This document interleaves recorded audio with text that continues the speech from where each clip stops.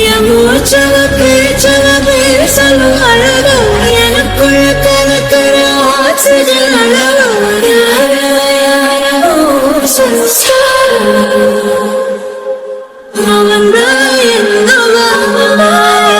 முரளையவ கலையவ அழகிய நிலவவ நிழலிலும் ஜொலிக்கிற நிரந்தர ஒளியவ சரியவ தவறவ சிரிக்கிற சிரிப்புக்கு அவதான் காரணமா.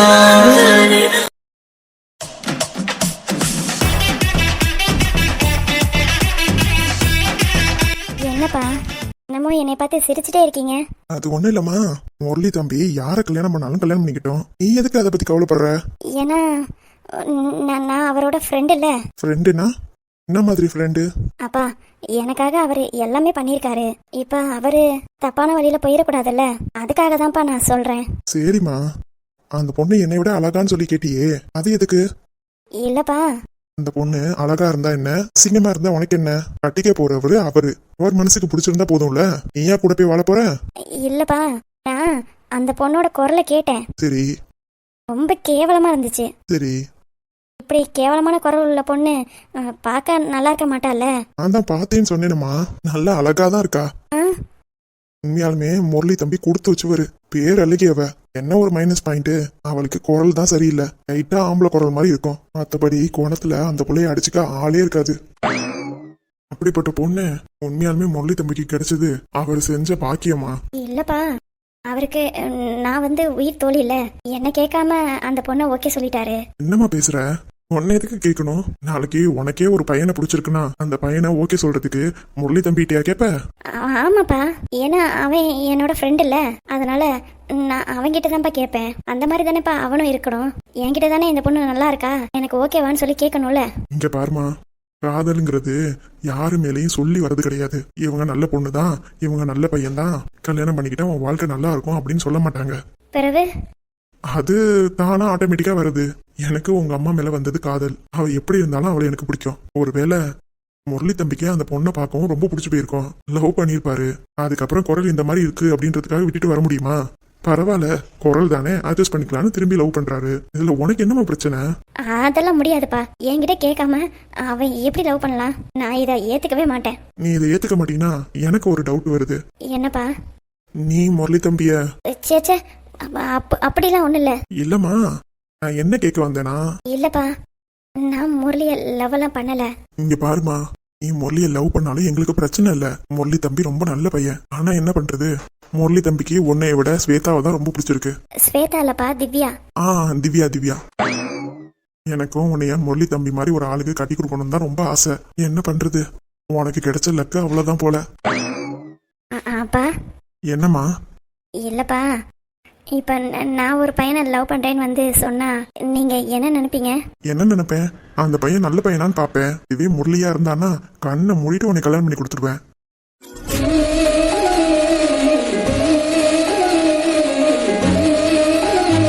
என்னம்மா, ரொம்ப சந்தோஷமா இருக்க போல. இல்ல, அதெல்லாம் ஒண்ணு இல்லப்பா. முரளி தம்பிய நீ எதுவும்? இல்லப்பா, அவர்லாம் என்னை லவ் பண்ண மாட்டாருப்பா. அவரோட அந்தஸ்து என்ன, ஏன் அந்தஸ்து என்ன, நான்லாம் அவருக்கு செட்டே ஆக மாட்டேன். நான் இப்படி இருக்கிறதாப்பா எனக்கு பிடிச்சிருக்கு. நான் இப்படியே உங்க கூடவே இருந்துறேன்ப்பா. என்னம்மா மனசுல இருக்கிறது என்னன்னு என்கிட்ட சொல்லு. அப்பா ஏதாவது பண்ண முடியுமான்னு பாக்குறேன். என் மனசுல யாரும் இல்லப்பா. இப்பதானே கொஞ்ச நேரத்துக்கு முன்னாடி சந்தோஷப்பட்ட. அது மட்டும் தான்ப்பா என்னால பண்ண முடியும். முரளிக்கு என் மேல லவ்வே இல்ல. நான் வெறும் ஃப்ரெண்டு மட்டும்தான் அவருக்கு. லவ் பண்றதா இருந்தா இந்நேரம் என்கிட்ட சொல்லியிருப்பாரு. அன்னைக்கும் என்கிட்ட சொல்லல. எப்போ திவ்யான்னு ஒரு பொண்ணை லவ் பண்றாரு. அவர் வாழ்க்கையில நான் இனிமே குறுக்க வரமாட்டேப்பா. என்னம்மா? ஒண்ணு இல்லப்பா, நாளைக்கு பூர்ணி கூட நிச்சயதார்த்தம் நடக்க இருக்குன்னு சொன்னாரு. நடக்குதா இல்லையான்னு எனக்கு தெரியல. ஆனா பூர்ணி என்னைய மணப்பெண் தோழியா வரணும்னு சொல்லியிருக்கா. நான் கண்டிப்பா போயே ஆகணும்ப்பா. தாராளமா போயிட்டு வாமா. சரிப்பா. பூர்ணி முரளிய லவ் பண்றேன்னு சொன்னா பூர்ணிக்காக தான் நான் விட்டு கொடுத்தேன். ஆனா இப்ப பூர்ணிக்கும் இல்லாம எனக்கும் இல்லாம அந்த கட்டக்குரல் காரிக்கு போயிருவானோன்னு ரொம்ப பயமா இருக்கு. அவளும் அவ குரலும் எப்படி மனுஷன் பேசிக்கிட்டே இருப்பான். கொஞ்சமாவது காது வலிக்காது. அவளே, என் முரளிய யாருக்கும் நான் விட்டு கொடுக்க மாட்டேன். நீ யாரு என்னங்க அதை கண்டுபிடிச்சு நீ எவ்வளவு பெரிய பேரழகின்னு நானும் பாக்குறேன். என்னை விட உன்கிட்ட அப்படி என்ன இருக்குன்னு நானும் பாக்குறேன்.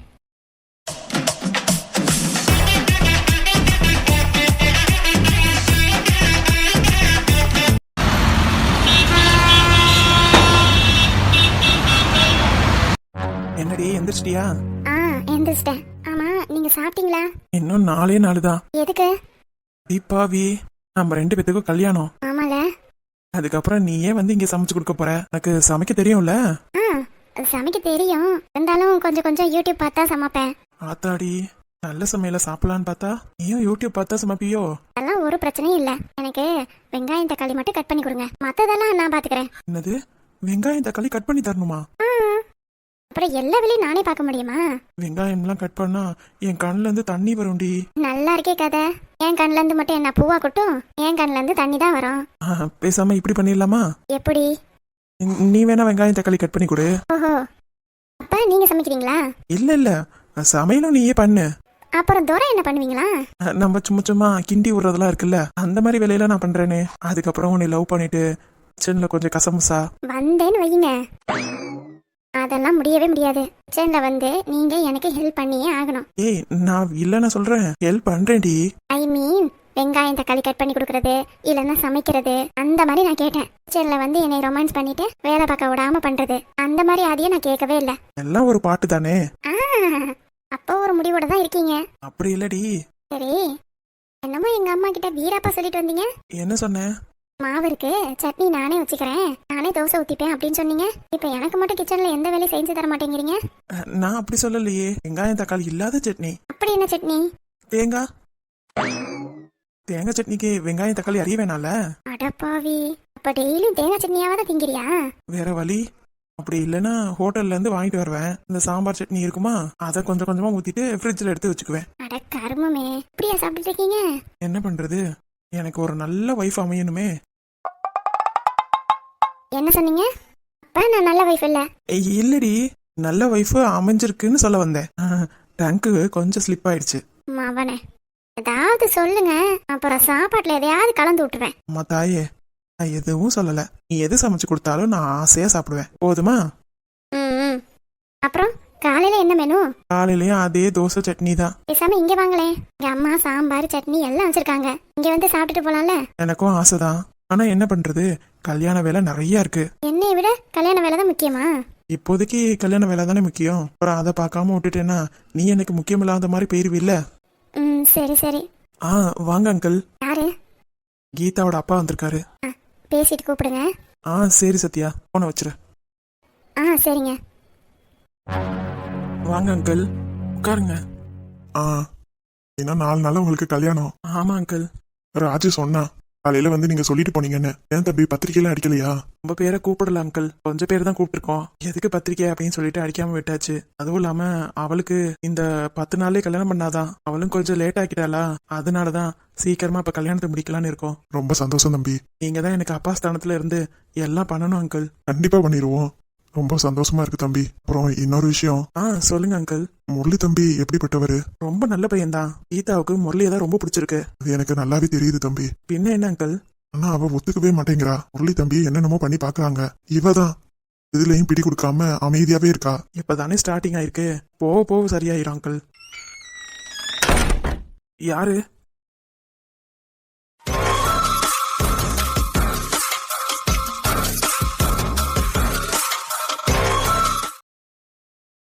யாருன்னு கேக்குறேன்ல, என்னமோ உங்க அப்பா வீடு மாதிரி திறந்த வீட்டுல நீங்க படைக்கு வந்துட்டு இருக்கீங்க. தம்பி, என்ன கேட்ட? யாரு நீங்கன்னு கேட்டேன். நீங்க என் பர்மிஷன் இல்லாம என் வீட்டுக்கு எப்படி வரலாம்? என்னது, ஓ வீடா?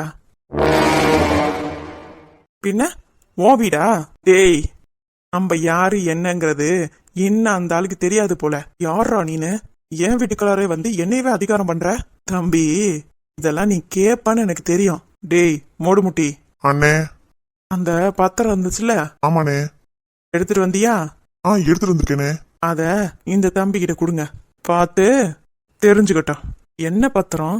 ஒரு நிமிஷம் இருங்க தம்பி. இந்தாங்க தம்பி. தம்பி, அந்த பத்திரத்தை பிரிச்சு பாருங்க. இந்த வீடு யாருக்கு சொந்தம்னு அதுல எழுதியிருக்கோம். என்ன தம்பி இது? அங்கிள், எனக்கும் அதான் ஒண்ணுமே புரியல.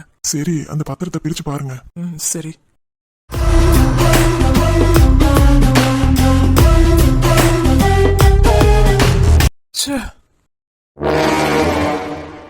என்ன தம்பி ஆச்சு? என்னைய வளர்த்தவர் இருக்கார்ல, மா பிரகாஷ், அவரு இந்த வீட்டை வச்சு கடன் வாங்கியிருக்காரு. எவ்வளவு தம்பி வாங்கியிருக்காரு? 70 லட்சம்.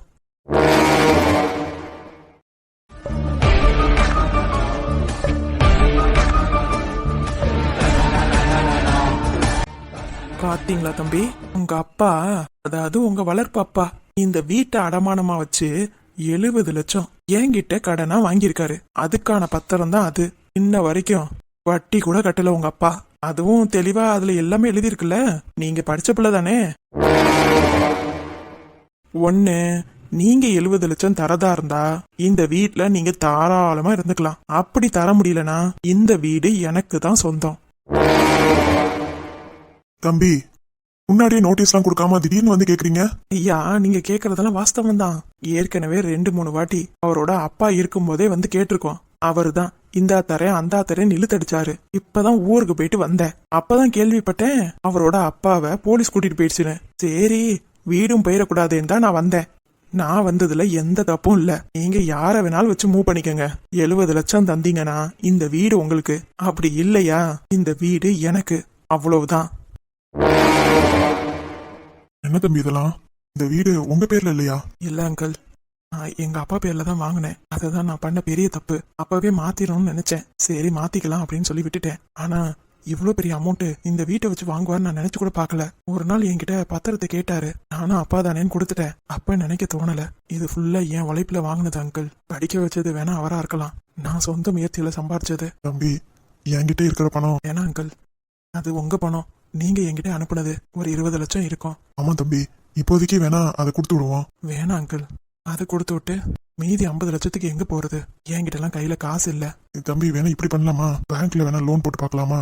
லோன் போட்டு தான் அங்கிள் இந்த வீட்டையே கட்டினேன். ஒரு 5 மாசத்துக்கு முன்னாடி தான் முடிஞ்சது. திரும்பியும் போய் லோன் போட்டு என்னால இதை வாங்க முடியாது அங்கிள். என்னப்பா நீ? அதுவும் இல்லாம உங்களோட 20 லட்சத்தையும் வாங்குறதுக்கு நான் தயாராகவே இல்லை. ஏற்கனவே நான் வாங்கி பண்ணதுக்கு தான் படாத பாடுபட்டேன். திரும்பி உங்ககிட்ட இருந்து வாங்கி நான் அனுபவிக்க விரும்பல. தம்பி வேணாம் அங்கிள்.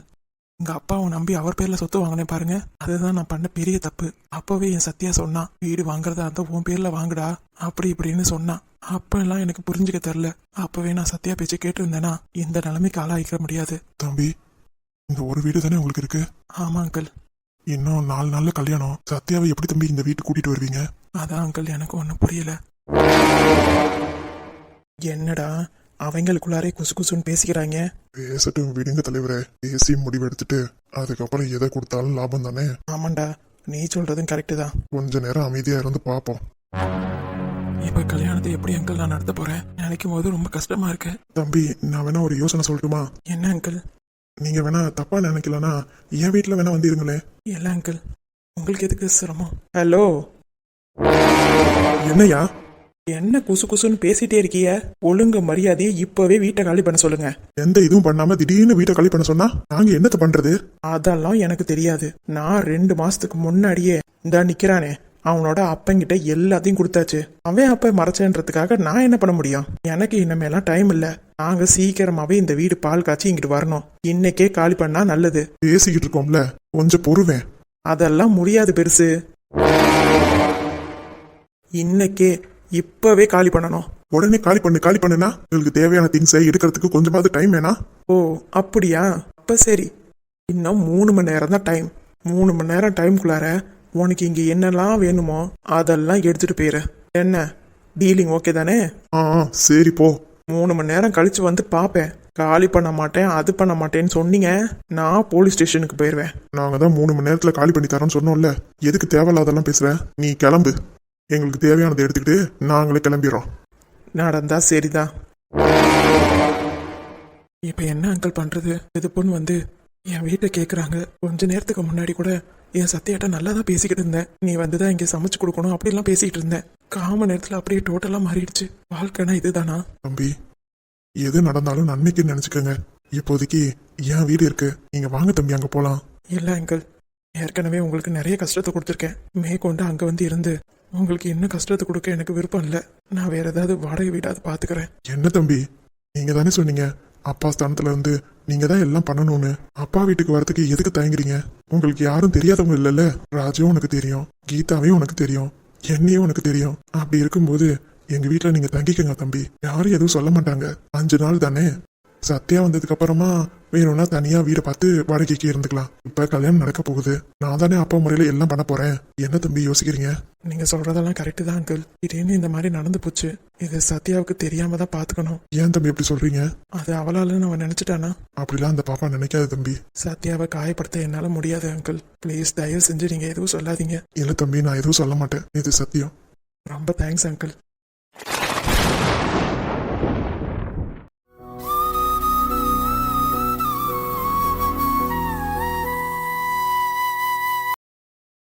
எனக்கு தெரியக்கூடாதுன்னு ஏன் என்கிட்ட மறைக்கிற? நீ போனை வச்சிடறேன்னா அப்படியே ஆன்ல வச்சிருக்க. எல்லாத்தையும் நான் கேட்டுட்டேன். என்னால தானே உனக்கு எல்லாம். என்னடா உங்க அப்பா எதுவும் பண்ணலையேன்னு பார்த்தேன். பண்ணிட்டாரு.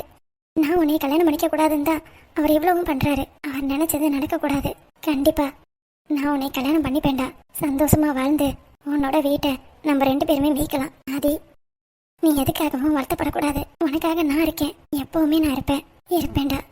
காதல் தந்தவழி தேரும் காதலினாலே கண்ணீரோடு முத்தங்கள் கலந்ததினாலே காயம் படும் வேலை காதல் மறந்தாகும். காதல் வடி மீது உயிரும் புதிதாகும்.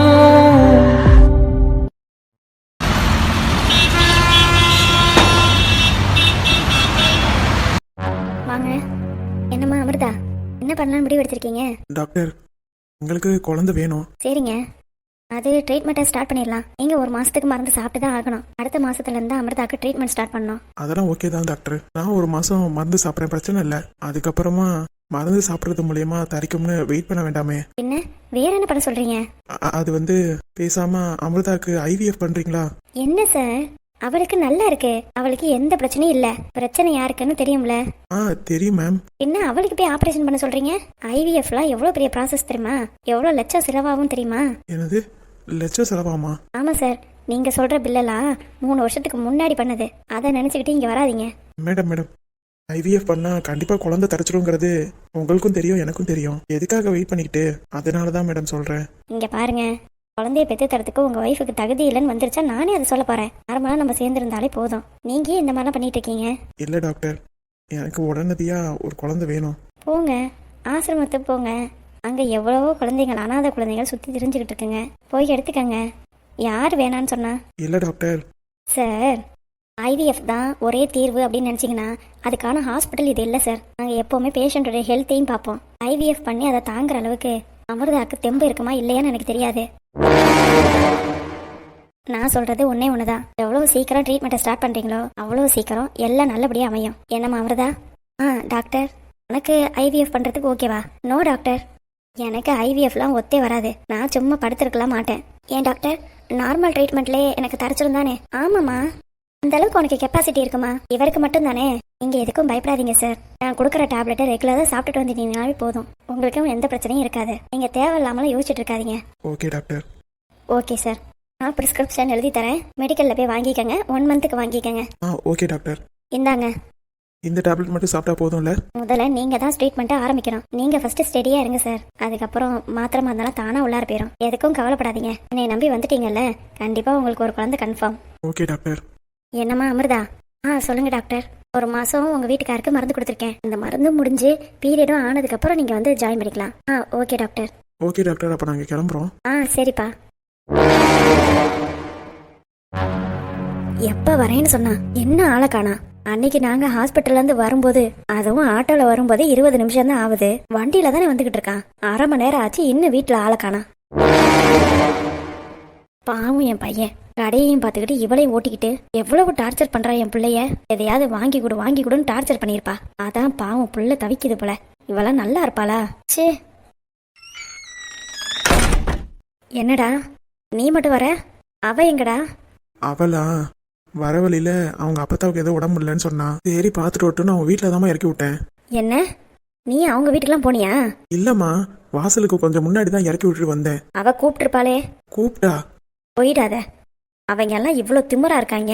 நம்ம மட்டும் எதுக்குடா அவங்க வீட்டுக்கு வழியே வலிக்க போனோம்? அம்மா நான் போகலம்மா. நீ இவளையே அனுப்பியிருக்க கூடாது. வீட்டுல பெரியவங்க நானும் உங்க அப்பா இருக்கோம். மாமியார்னு மதிச்சு ஒரு வார்த்தை சொல்லிட்டு போலாம்ல. அதான் என்கிட்ட சொல்லிட்டாலம்மா. நீ யாருடா? என் வயசு உன் வயசு ஒன்னா? மாமியாரான என்கிட்ட தானே சொல்லிட்டு போனோம்.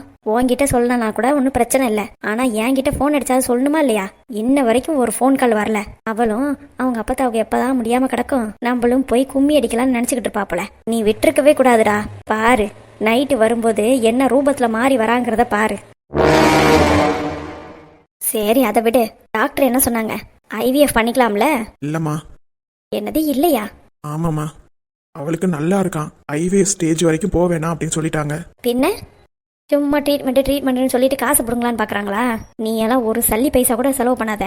அதுவும் இது தலைப்பிரசவம். ஹாஸ்பிட்டலுக்கு கூட்டிட்டு போறதா இருந்தாலும் சரி, ட்ரீட்மெண்ட் பாக்குறதா இருந்தாலும் சரி, அவங்க வீட்டு ஆளுங்க தான் பார்க்கணும். நம்ம வீட்டு ஆளுங்க நீ நான் எதுவும் செலவு பண்ணக்கூடாது. சரிம்மா. நல்லா கேட்டுக்கடா. நீ எதுவும் கொடுக்காத. அவங்க அப்பங்கிட்ட இருந்தே வாங்கிட்டு வரட்டும். இப்படி சொல்லாம கொள்ளாம அவ பாட்டுக்கு போறா. மாமியாருங்கிற கொஞ்சமாவது மரியாதை இருக்கா? ஒரு போன் அடிச்சாவது சொல்லிருக்கலாம்ல. ஆமாம்மா, போன் அடிச்சாவது சொல்லியிருக்கலாம். அவ்வளவு மரியாதை என் மேல உன் பொண்டாட்டிக்கு. அப்புறம் டாக்டர் மருந்தெல்லாம் எழுதி கொடுத்துருக்காங்க. சரி கொடு. அத போட்டோ எடுத்து அக்காவுக்கு அனுப்பு. அவ என்ன மருந்து ஏது மருந்துன்னு ஹாஸ்பிட்டல்ல கேட்டுட்டு சொல்லுவா. சரிம்மா. மாத்திரையை என்கிட்டே குடுறா. நானே டெய்லி காலையில ஒண்ணு நைட் ஒண்ணு எடுத்து கொடுக்குறேன். அவகிட்ட எல்லாம் கொடுத்தீங்கன்னா பொறுப்பா இருக்க மாட்டா. சரிம்மா. நாங்க 2 பேரும் வெளியிலவே சாப்பிட்டோம். என்னது, சாப்பிட்டீங்களா? ஆமாம்மா, ரொம்ப நேரம் ஆயிடுச்சு. அதனாலதான் நாங்க 2 பேரும் வெளியிலேயே சாப்பிட்டோம். வீட்டுல சமைச்சு வச்சிருக்கிறதெல்லாம் நான் வேணா நைட்டு சாப்பிட்றேம்மா. உன் பங்குக்கு ஓகேடா. அவ பங்குக்கு அவளையும் அவங்க வீட்டுல சாப்பிட விடாம இங்க வந்து சாப்பிடணும்னு சொல்லு. சாப்பாடு எதுக்கு அவ்வளவு வேஸ்ட் பண்ணணும்? சரிம்மா, நான் சொல்லிடுறேன். கடைக்கு லேட் ஆயிடுச்சு, நான் கிளம்புறேன். பாத்து போ. மறக்காம சுந்தரிக்கு அந்த போட்டோவை அனுப்பிவிடு. சரிம்மா. ச்சே, இவளுக்கு எப்படியாவது ஐவிஎஃப் பண்ணி இவளையும் ஒரு வழி ஆக்கலான்னு பார்த்தா இந்த டாக்டர் பொம்பளை விட மாட்டேங்குதே. இருக்கட்டும். என்னதான் அப்படி ட்ரீட்மெண்ட் பண்றாங்கன்னு நானும் பாக்குறேன்.